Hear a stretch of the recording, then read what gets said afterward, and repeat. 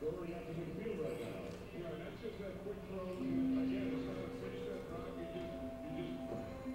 what are you doing? I'm watching this. Genesis 6:14. Genesis 6:14.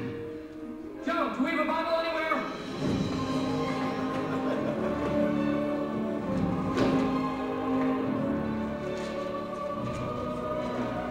Genesis 6:14. Make thee an ark of gopher wood. Gopher wood.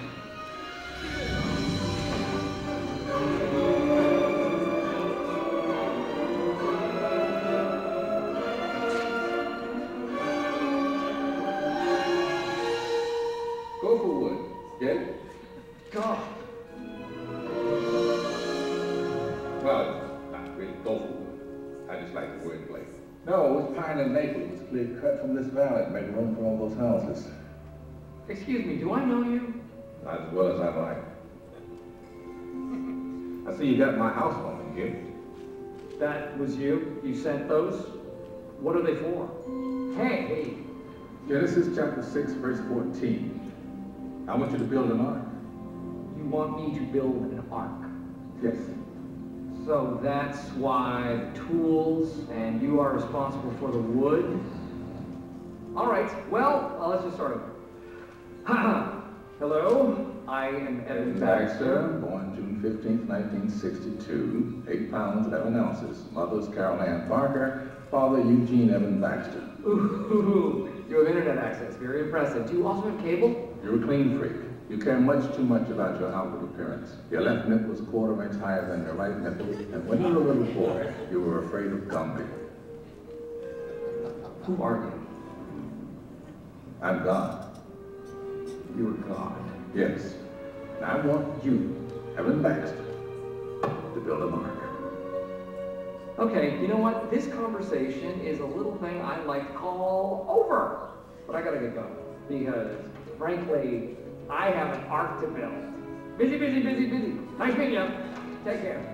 Oh, and... All right. See you later. So you get off, Evan. It's over. That case is gone. I am successful, I'm powerful, I'm handsome, I'm happy. Successful, powerful, handsome, happy. Oh! Spit it out, son. It's the beginning of wisdom. How did you get in here? Come on, call the cops. Oh, no need. Look. There's one right there. Right there. Officer! Go,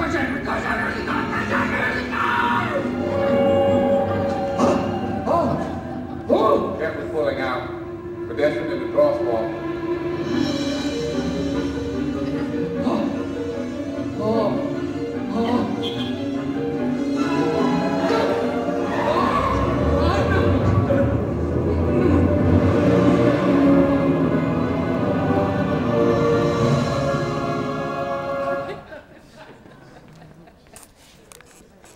See, the bottom line is simply this. If we don't believe that God can and will show up in our lives and talk to us, then it doesn't matter what God says or tries to do, we'll never get the message.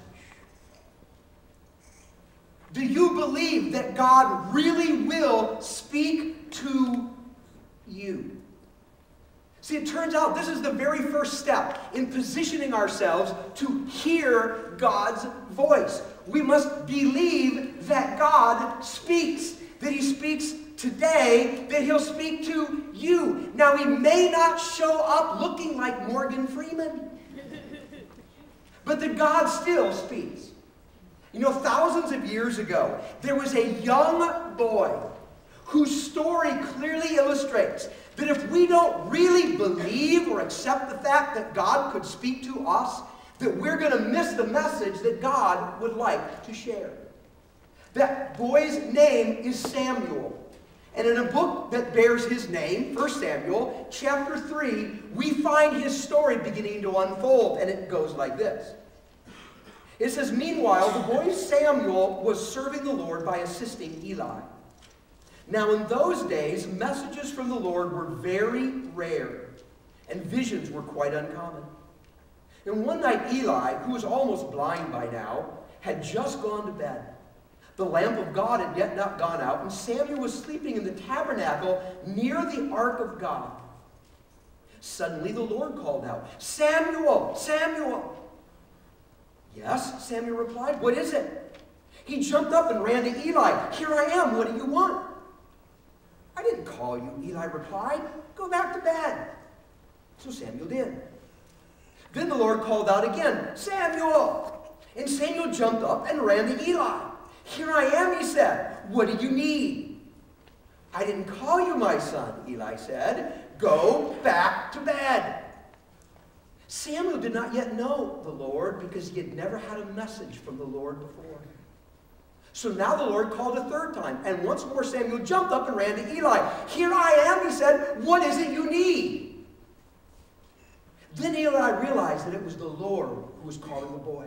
So he said to Samuel, "Go and lie down again, and if someone calls again, say this, 'Yes, Lord, your servant is listening.'"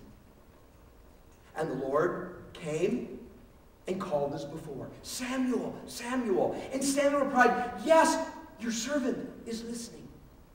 Then the Lord said to Samuel, "I am about to do something shocking in Israel." 3 times God came to Samuel to say, "Hey, Samuel, I want to talk to you." But every time Samuel missed what was happening because he did not yet believe that God could actually speak to him. It's got to be something else. This voice I hear, these thoughts I have, this thing going on, must be this person talking to me, because it never dawned on him it just might be God. See, there was a reason why Samuel, at this juncture, didn't yet believe that God might actually speak to him. First, it's because God speaking was rare in those days. Our passage opened up by saying that visions were rare and God speaking was uncommon.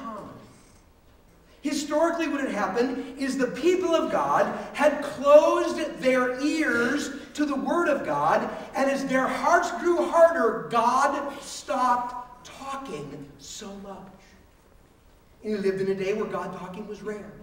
And then he had no experience with God actually talking to him. When it says that Samuel did not yet know the Lord, it doesn't mean he didn't believe in God, because he did. It didn't mean he wasn't serving God, because he absolutely was. What it means is he had not yet experienced God in this way before, where God had actually spoken.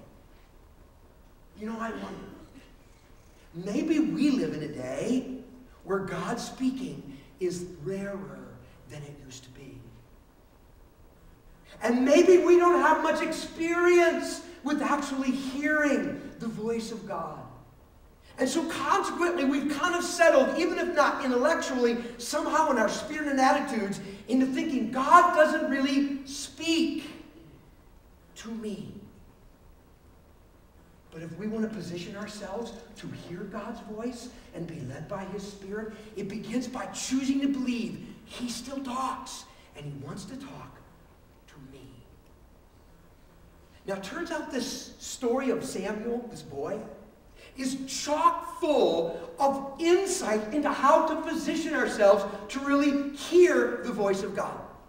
For instance, not only do we first need to believe God speaks, but we learn from this story, we need to spend time serving God.